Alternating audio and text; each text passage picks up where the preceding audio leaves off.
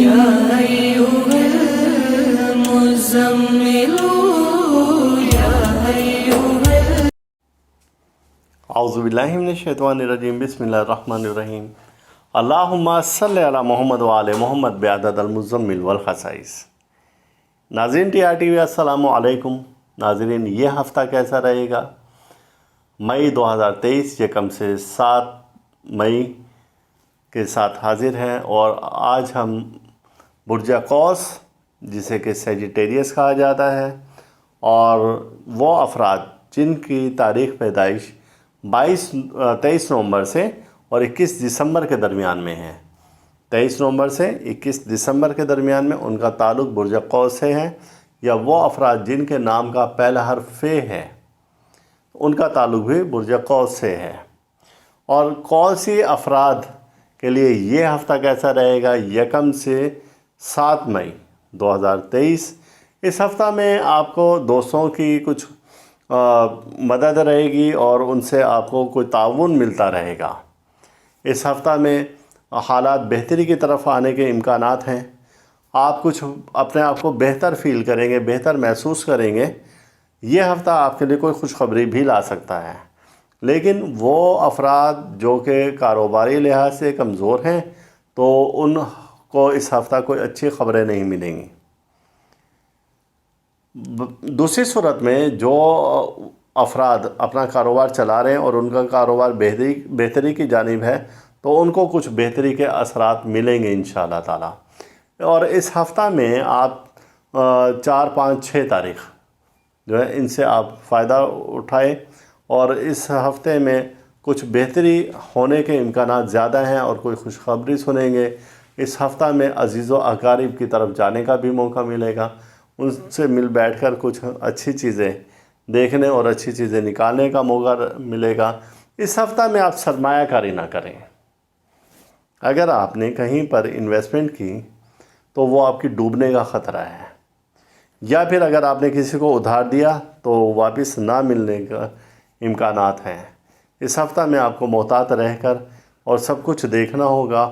انشاءاللہ تعالی آپ کو پھر اس میں فائدے ہی فائدے ہوں گے۔ اب ہم آتے ہیں اپنے دوسرے برج کی جانب۔ اگلا برج جدی ہے، اور وہ افراد جن کی تاریخ پیدائش 22 دسمبر سے 20 جنوری کے درمیان میں ہے ان کا تعلق برج جدی سے ہے۔ وہ افراد جن کے نام کے پہلے حرف جیم اور خ ہیں ان کا تعلق بھی برج جدی سے ہے۔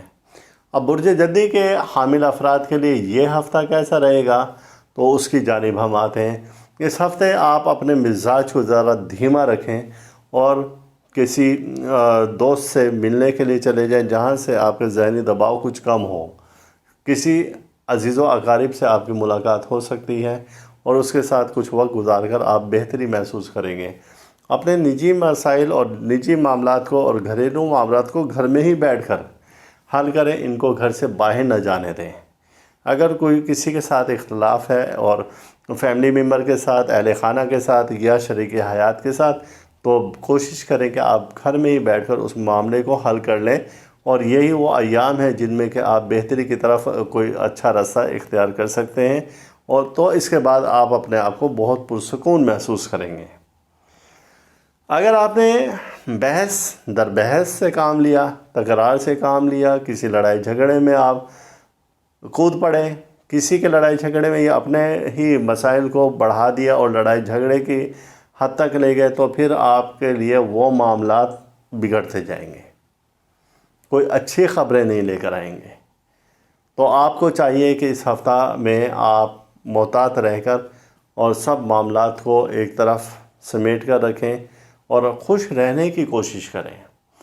اور وہ افراد جن کے بچے ہیں، صاحب اولاد ہیں، اور وہ اولاد کچھ بڑی ہے، باشعور ہے، تو انہیں چاہیے کہ اس ہفتہ اپنے بچوں کو زیادہ وقت دیں۔ اس سے آپ اپنے ذہنی سکون میں اضافہ کریں گے اور ایک ڈپریشن سے نکلیں گے۔